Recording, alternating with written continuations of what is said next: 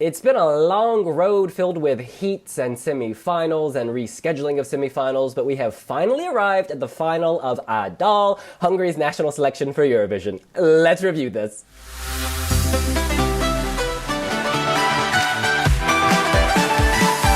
Chris in the UK, let's kick it off with your number 3. So my number 3 is Soul Wave with Calendar.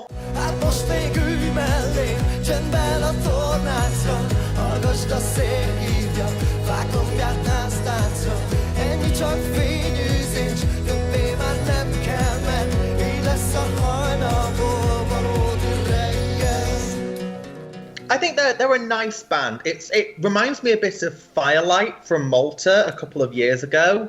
It's sort of that like little folksy guitar-led thing.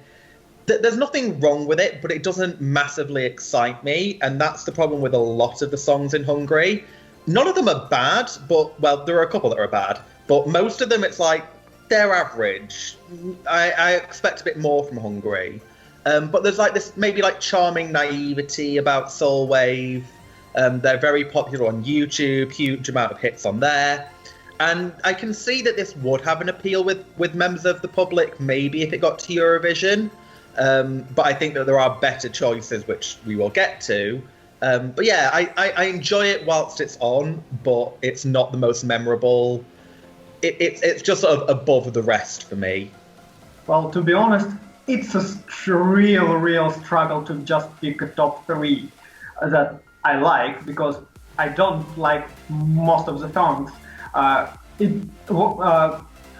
It wasn't really hard for me to pick the first and second song, but the third place for me, I'm struggling between 2 songs. It's Yotzi Papai and Kallay-Saunders band, but I don't like really both of them. I think probably Kallay-Saunders band would be higher for me, but it sounds like Justin Bieber reject, with no energy, no charisma, and like nothing in it. It's just so lackluster. Yes, from your lackluster number 3, we go to my lackluster number 3, which is Kallay-Saunders band 17. We went like 17, riding dirty speakers, bumping Billie Jean, listen to the city with our fingertips. I think, referring to things by the number, it's very Taylor Swift, it's very Adele, but look, Kallay-Saunders band is not Taylor Swift, nor is it Adele. I love Kallay-Saunders as a performer, and in fact, I still think he should just compete as Kallay-Saunders, because this is all about him at the end of the day. He's giving us a bit of swagger, a bit of R&B edge. The song is, as you say, it's going for on-trend Bieber. Look, it's a huge improvement over his entry last year. I don't think this would make an impact at Eurovision. I'm sure we will see many songs in this genre and in this vein come out later in the season. I just ultimately find this a bit awkward. He sings about fake IDs, and it's just, I don't know, I just find it slightly uncomfortable. I think he's great, and I think there's something here. I just don't think the execution is spot on. So it's my number 3 by some distance, behind the number 2. I can give you that his arrangement is pretty good. Yeah, this sounds a bit more expensive than the other tracks in this competition. Maybe a bit more polished. I just don't like what they're polishing. Yeah. Chris, Sure. Your number 2. So my number 2 is Josie Papai with Origo.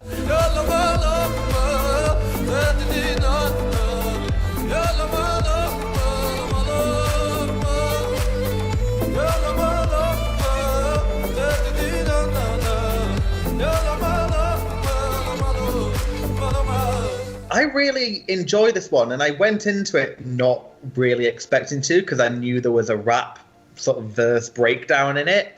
And usually Eurovision and rap music don't go well together. But sometimes when it's a good part of the structure of the song and you've not just thrown it in, like we saw with Lubav Ye, for example, last year, I think it really works. And it really works in this song for me. I think he sounds really good. I like the staging. It's kind of like a folky, I don't want to say like Bollywood, but there is some kind of weird vibe to the sound of the song that really connects with me. And I just think that it's a very it's a very polished entry that also feels it feels raw and genuine, and I really like it. This is one that, again, it's one of the only two that I have played on repeat, and I wouldn't be upset to see this go to Eurovision, but I actually think it would probably do worse than the likes of Soul Wave because it is so different. I don't know whether the general population of Europe would quite get this, and I think there are more suitable songs, but from a pure enjoyment standpoint, this is my number 2. Me? I'm surprised to play Journey of Souls, especially on repeat. But my second favorite is Gina Gamisa with Fall Like Rain. Let your chains fall like rain. No more tears, no more pain. Grow and spread your wings and fly.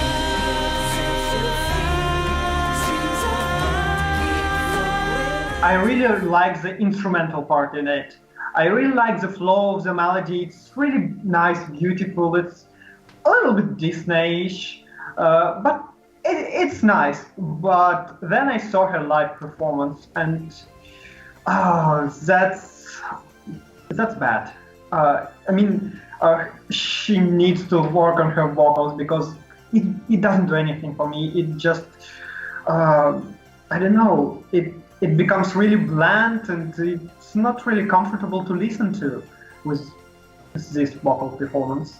When I saw the LED of the rain at the beginning, I was like, ooh, this is gonna be amazing, it looks great.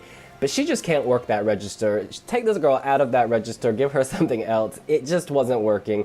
The rain becomes a storm, and none of us like to get wet, y'all. So we move on to my number 2. Chris, same page. It is also Josie Papai for me. Ori, go. You go, but please stay. This is mystical, otherworldly, maybe Near Eastern. I don't know. To me, it almost sounds Ottoman. There's like a Turkish influence or something. I really like it. It sounds almost spiritual. Like, you get the sense he's talking to dead people or trying to cast a spell on you when he's doing this. And certainly that woman showing her belly, she's under some kind of spell. I like her. Take her to Eurovision. The rap works. I usually hate rap at Eurovision, but for whatever reason, maybe it's because he's done this weird mystical casting a spell on you thing, I don't mind it. It seems organic. I like that we can pick out the word samurai and then, feel his anger, because he does get a little angry in that section. Yeah, the interruption isn't as jarring as I thought initially, and the more I hear this, the more I like it. And certainly it brings a different flavor to Eurovision. It is not a screaming woman. This is out there in the sense that it's not contemporary pop, or maybe, but it's not different enough to be off-putting, if you know what I'm saying. It's different, but still like within the realm of what the public can grasp and understand. In any case, we move on to oh, please, Misha. Yeah, can I add on that? Like, I like Josie Papai. I like the folky part. I like the rap part, but not together. I mean, for me, it doesn't sound cohesive. For me, it does blend well, but I do think that there will always be some people who will never get rap. I think there will always be people at Eurovision fans who will not like a rap breakdown in a song, so I think that will count against it a little. Anyway, my number 1, as we were going on to. My number 1, as I imagine it will be for a lot of people, is Gabi Toth with Hoshu Idok.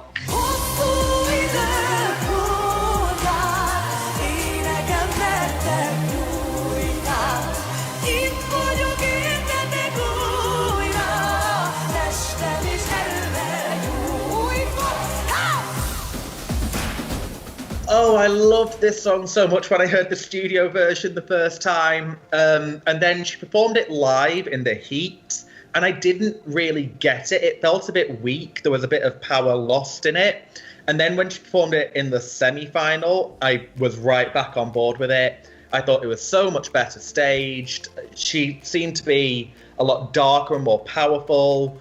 Because to begin with, I thought she like the cool mum that goes to a festival and is like, yeah, I'm with the cool kids now. Now it's sort of like a more powerful stance. I love it just seems so mystical. And whilst it is quite derivative of 1944 and it is another shouty woman, I think it stands out from some of the other ones because she's singing in her own language, and I don't know, it's just got the rise and power through it towards the end of the song. I just really, really enjoy it, and I hope that Hungary picks this because I think it would definitely go straight into my top 3 so far, and I think that they could do really well with it. Well, my number 1 is also Totova, but it's not a good thing. I mean, it's just number 1 of that bunch of songs. I pretty much like it. I love what she does vocally. The song is also, the melody is really nice, the traditional elements, the Hungarian languages. I love all these parts. But in the end of the song, I don't know why, but it reminds me of some grandmas in a village, like singing some, I don't know, funeral song, using their choir or whatever. It just, I don't know, it sounds so weird. And, well, we know that grandmas can work at Eurovision Russia 2012, but it doesn't work for me. It's nowhere close. Now, my number 1 is also Gabi Toth, Slay Queen. She has brought something memorable. Before we filmed this video, I was like, oh, what are my top 3? This is the only song I could remember. And I remember the staging. I remember the kind of bad version of Jamala's Tree. So obviously that will need to go as they move forward. But it's just very memorable. She has shades of Ruslana, something tribal, something ethnic. She's got shades of Loreen and her druid dancing. She's got the Jamala vibe and the kind of powerful, not wailing, but you know, the power there. I just think this ticks a lot of boxes for me. And yes, it's out there, but again, I can access this. I think this harks back to pre-jury Eurovision when people weren't afraid to send ethno bangers, to send something kind of kooky. Not to say that traditional culture is in any way kooky, but to send something that Western Europeans may not instantly get. I really like it. It's my clear winner. I think that this doesn't work for me at the moment because it's on a small stage. I think if you put this on a big stage with a massive LED and all the tricks and bubbles they have at Eurovision, this could really slay. She's got the raw product. She just needs kind of the infrastructure around her to make it shine. She's a competent performer. I mean, she's fantastic. And she's got the presence, the confidence. It's hands down the clear winner for me. And I have a very strong feeling Hungary will go for it. Yeah, I genuinely think there is nothing that really comes close to it. I think Josie is the only one that vaguely works for me. And then, yeah, I don't know whether or not a big stage, they need to work it quite right. Sometimes Hungary gets it really right. They got it really right with Kedvesem, for example, which was in Hungarian. So maybe they can make something like that work. It needs to stay in Hungarian, though. They can't start trying to mess around with languages. It's traditional and it needs to stay that way. You can't try and mess around with it, I think. I agree with you totally. I mean, this is the one to go to Eurovision for sure. I don't know how well it will do. It might get to the final, but it will struggle, I think, because not many people will get it. Some people might be, some people might get put off. Simply, it's a little bit, I would say, ghosty, and actually I like it. And yeah, it's a pretty nice package, but it doesn't work for me.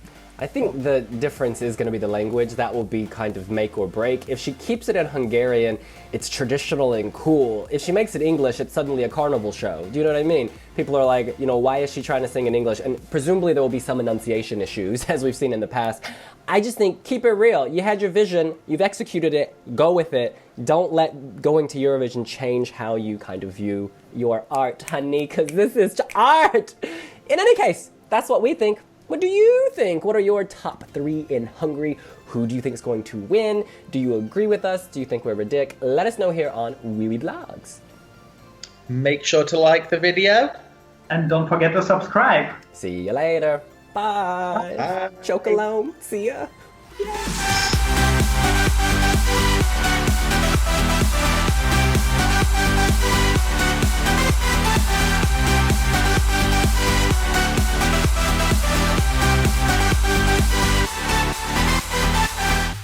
Yo, I spent a year living with a Hungarian family. Did you know that?